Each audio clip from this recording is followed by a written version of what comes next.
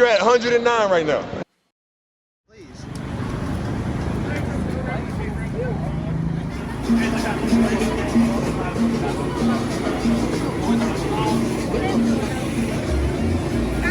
Programs. They're competing against, you know, the best of the best.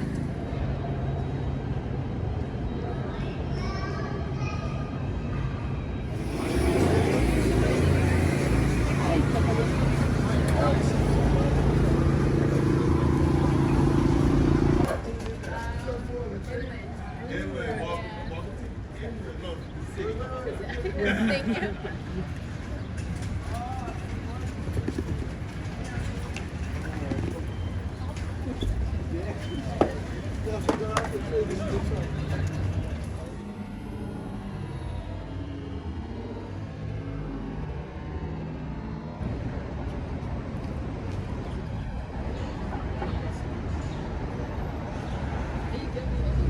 You're at 109 right now.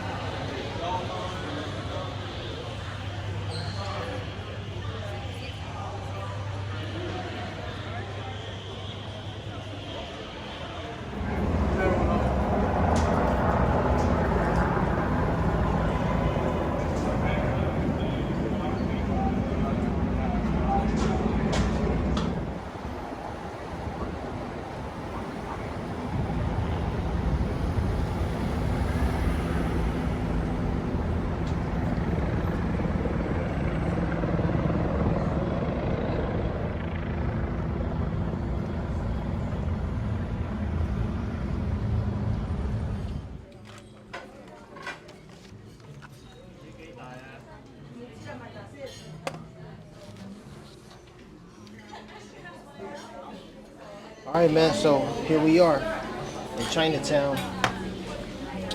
So what did you order? Some fried rice and some wonton. They're expensive as shit, though. You said they're expensive? Hell yeah, for the wonton, $10. It's ridiculous. I gotta get out of LA.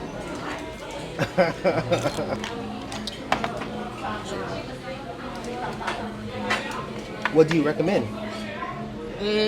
Seafood, meat. Everything. I eat everything. Oh, depends what you feel like eating today. Okay. Quite a menu, that's why. If you nail down something particular, meat or seafood, then I recommend that particular. Okay. Let's go with the shrimp. Sure. You could do something like a Mayflower shrimp. And try that garlic, onion, and pepper. Garlic, onion, and pepper. Something you probably won't have. But people doesn't do it. Only we do it. Okay. Try I'll try that. the Mayflower shrimp. Okay. And steamed rice. Yes, please. Small steamed rice. Okay. Alright, would that be all? Anything drink? Just tea's good? Alright, okay then. You still want to look at that? Or? Nah, I'm alright, You good? thanks. Okay. may I have chopsticks, please? Yeah.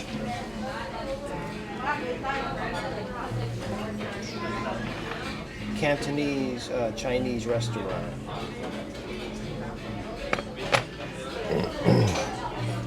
All right, so to recap, we went to the garment district.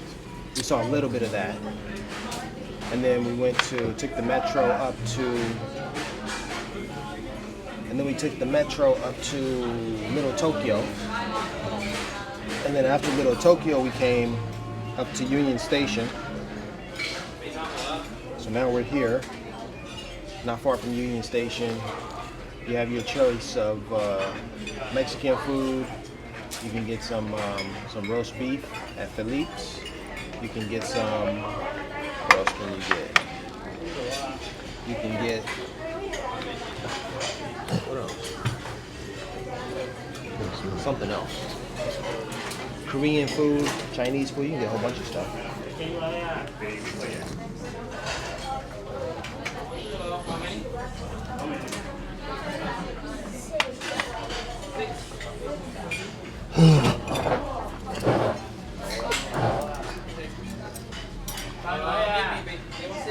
these are the wontons you ordered? Yeah. I'm gonna have it. There's a napkin right there. That's the sauce for it.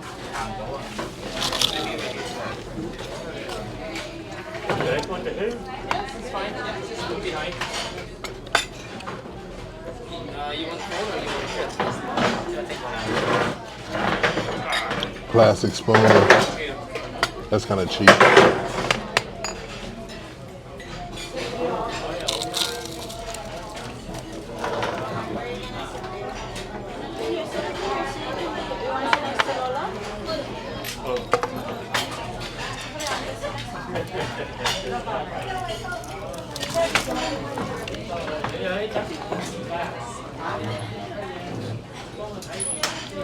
I ain't taste no cream cheese, no crab, no nothing.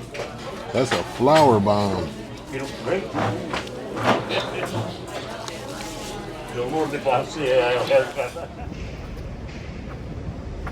Watching iSee109. You're watching iSee109. This is iSee109.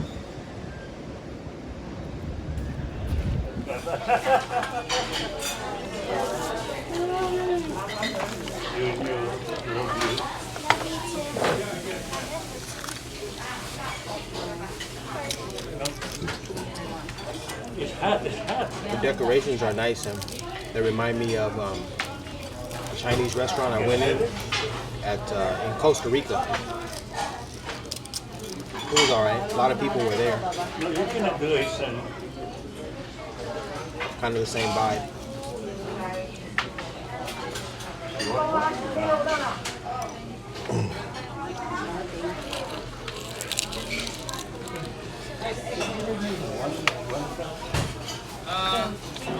Yeah. Only one for table to share is fine. Yeah. Anybody want some to drink? Water. We're just waiting for the host. Oh, A cup is sitting precariously on the table. it's okay. This is mine? No, that's yours. You ordered water and I just ordered the soda? 7-Up. Yeah. So this is this yours? No, you can have it. Go ahead.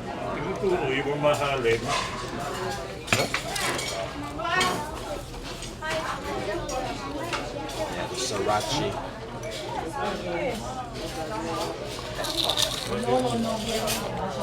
Sriracha. This is made right here in California. Sriracha sauce. Oh yeah? Yeah. I don't like it. Irwindale, California, man. And they had a shortage at one point. They ran out and they had to stop production. I don't know if it was a garlic shortage or if it was a vinegar, so I don't know what it was. But there was a shortage.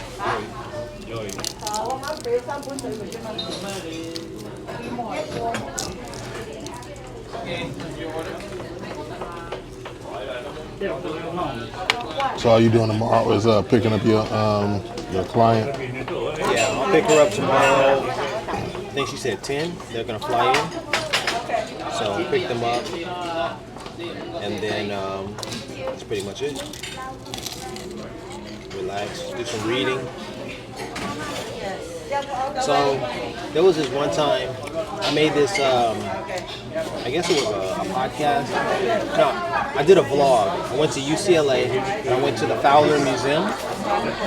And in that vlog, I was talking about this one woman I saw walking in the opposite direction. I crossed paths with her. This woman was wearing basically like yoga, a whole yoga outfit. Yeah, was it sexy? It was very sexy. But I was like, you know, we lived in Saudi Arabia, and it's like women in America are able to show off, you know, everything, you know? So I talked about that for a little while. I was like, man, You talked about a camel toe. I talked about all that. Like, look at how much you can see. That's accessible to. Nothing is left to the imagination, is what I said. And then That's the way you like it. I said, it's interesting in different parts of the city. You can notice how differently people dress, how much more relaxed they are. Like, I went to the hair salon the other day, and I was wearing sandals. And we talked about this. I think I brought it up. I was like, I'm not comfortable, wearing sandals in Los Angeles because the culture dictates, that you don't wear sandals. Why is that? Especially not without socks. Why is that?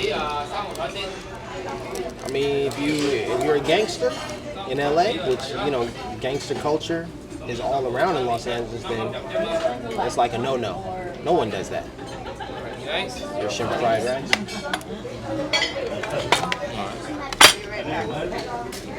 This looks terrible.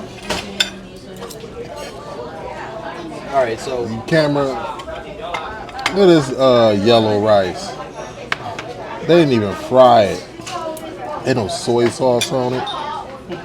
What is this? where's your camera? Is that the camera right there? Yeah, with the food, you want to show it. You need to grab the. Which one? No, because I ain't gonna. I know. Don't do that. Don't do that. But see, this is what happened, right?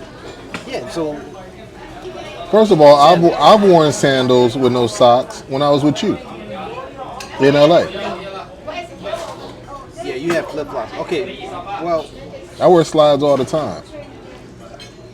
I don't even you're know an all older the. gentleman. I don't know all these dumb LA rules. You're an older gentleman. Okay. So you're a man who's traveled the world. All right. You're not. But what I'm talking about is growing up in LA and pretty much following what you see. And what I saw in Los Angeles growing up was not many people, not many black men, not many. It was standard. It was like it was a white thing to do. I see like in the movies, those gangbangers or whatever, they get white socks and they pull them up to their crotch and shit, and they wear sandals. All right, so there's something about the socks and the sandals. The socks plus the sandals, that's a particular, that's as far as it goes. That's what I'm saying. You have to have a different, comfortability with yourself, in order to... With your sexuality? Kind of. Okay. Now that's pretty much what I was talking about on the vlog. But then here's what happened. Oh, this is gross. I was reading. I can't believe they charged me for this. I was reading. What's his name? Eldridge Cleaver. Conversation. Eldridge Cleaver had a conversation with this journalist, and the journalist. The conversation, the interview took place in Cuba, and so when Eldridge met up with him, he was wearing sandals with no socks. And the journalist noted that, and I think they even talked about it, but the journalist mentioned that sandals without socks is particularly, and he ran the list down. It's like these people wear that style. Only these people wear that style. So this was in the 1960s when this interview took place, and for him to have said that in the 1960s, and for me to have experienced that during my lifetime, to have notated that, like, it's not cool to wear sandals. I thought that was interesting because they wrote it down. They were like, I don't know. At some point in there, they were like homosexuals was in that list. That wears sandals with no socks? That wears sandals. Yeah, okay. For Eldridge Cleaver to have worn them in Cuba, that makes sense because it's hot out there. Hot as it can. Y'all gotta understand, as a non-native to LA, how backwards these people seem to me. It's like, you know the movie Planet of the Apes? That's sort of how I feel in like LA when they describe their culture. Well, when I describe it, because I'm the one, you're getting all this from me. So. Yeah, you probably getting it wrong, so.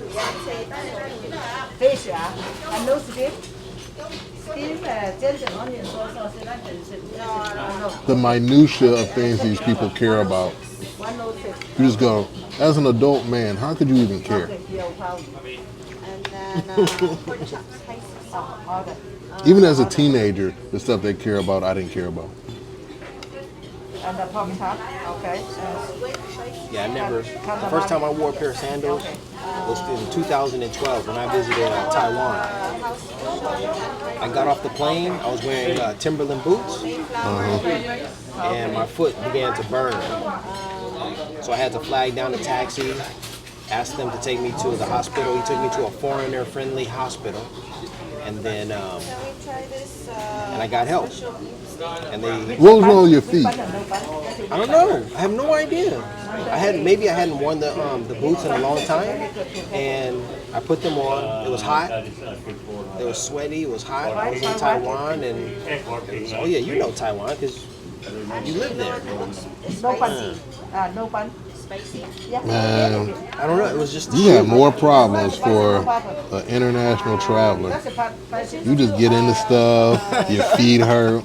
I go places, it's fine. No. I don't have. Nobody bothers me. I don't have any problems. The Istanbul Mafia extorted you for thousands of dollars. Everywhere you go. Chopsticks, please. Could I have another soda?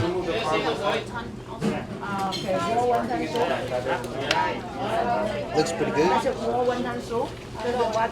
One day. You want to try some of this? Yeah, I'll take a spoonful. I'll buy one time. Thank you. Appreciate you.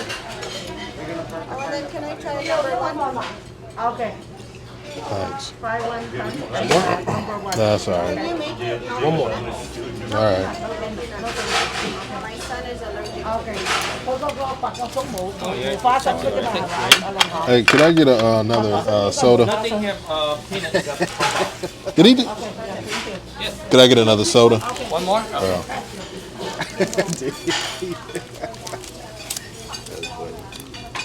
Just ignored me. Okay.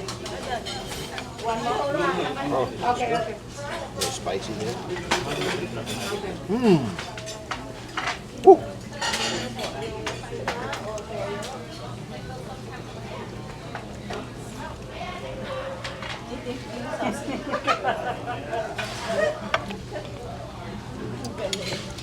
Everything good. So you excited for your trip to Seattle? Man, I looked at it. They offered me an upgrade to a. Well, they didn't offer me an upgrade, but they said I can pay for an upgrade. They said I can pay for an upgrade to a roomette. I could have a bed or something, roomette, because I'll basically be on the train in a seat, coach, riding coach. How much is the upgrade? Man, it went like $400 or $500 for the upgrade. Wow. The trip is gonna cost $250 one way in coach. It went like $5. Now, what they said that they said you could actually, well, you have to bid for the seat. The lowest bid could be another $225. Could it be like $10? No, the lowest bid would be $225. But they said if you bid that low, your chances of getting that seat aren't high. So they recommend a $400 to $600 bid to secure the roomette. I'm like, man, no, thank you. I don't want to bid on anything. Yeah, it's a scam.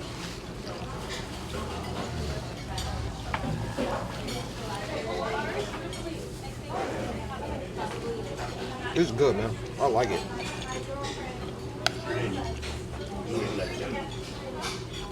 So, should be an interesting experience. Very long. But I watched this video of this young girl who took the trip. Not too young, but young enough, younger than me. And she talked about how the seats recline back really far. And she had a decent rest. Of course, there was no privacy.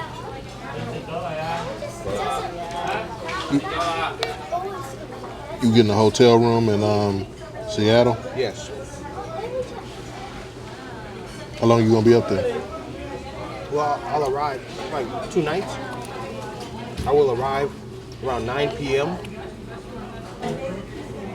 Get there about 10, go to sleep, wake up, go to Pike Place Market,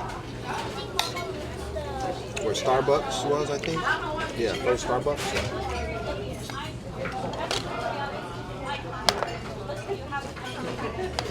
And then I'll, whatchamacallit, stay there for one night, and then the next night that I go to sleep, I have to get up, probably like 4 or something in the morning, because the flight out is pretty early, and I have to take the metro or whatever. They have a special train that takes you from that area straight to the airport. So basically, one day in Seattle. Boy, that sounds like a terrible trip. That's cold. You going that far just to walk around in one place and come back home?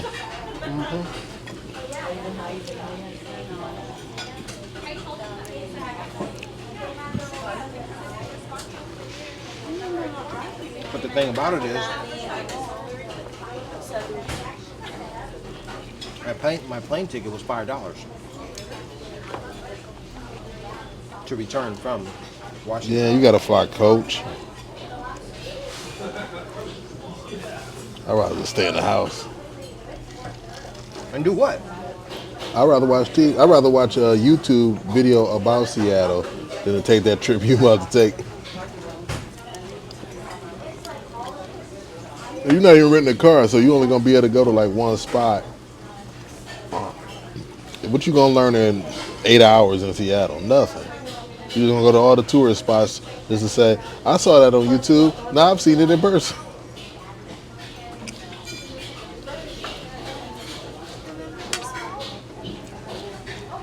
I was thinking about it. I don't like short-term travel. Like when I go someplace, I want to post up for a month or 6 months or whatever. That's when you learn stuff. True. If I just go to like the tourist spots that everybody else go to, what's the difference in me looking at it in person or seeing it on TV? Like nothing was different. Now when I lived in Korea, and I lived with that family, I learned stuff, and I learned stuff when I lived in Thailand and Taiwan and Saudi Arabia. But you got to be in the culture. You can't be doing there. You can't be going there for a week. In a week, you're gonna do tourist stuff. That's it. You ain't gonna learn nothing. First of all, everybody you interact with is gonna be in the tourism business, so you're not even really learning about the people because you're not interacting with them. You're having a curated experience.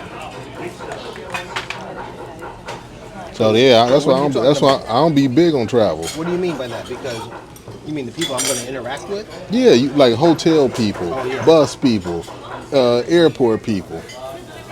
Like these are all Americans, so yeah, you can talk a little bit more. But when you're in a foreign country and the only people you're interacting with are the people in the tourism business, you're not even getting a sense of their culture. You don't know nothing about it.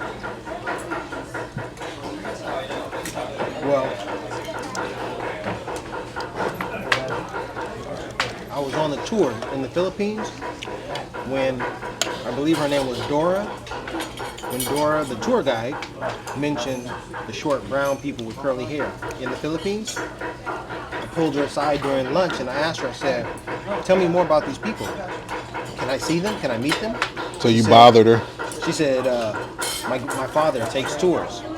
So I'll contact my father for you and arrange a tour for you and you can go visit them. 2 days later, I was on a trip meeting her father and we were hiking through the mountains of Palawan, going to meet the Batak people. True story. Oh, vlog aku review. Wah, jatuh. Cara sila yung mga kaiban. Ayan, tawa dan. Ako diri ka. Kawan makan shoot. Trok soy. Ako no. Ako ngomong.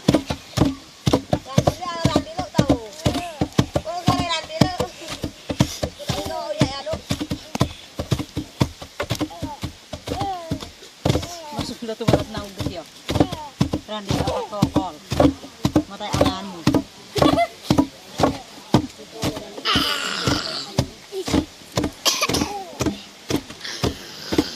Ini aku orang anak karamu.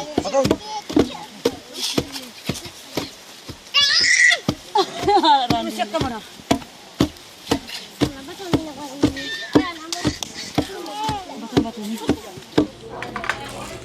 Yeah, because the tour that I was on, I didn't really care for much.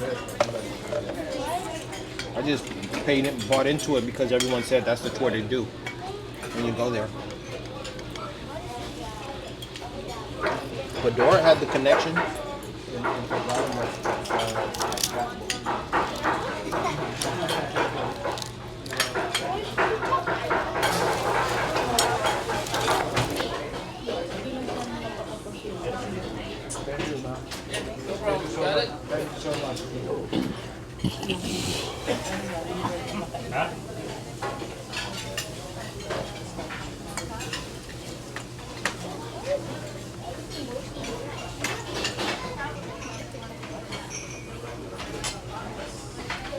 You been by your parents' house?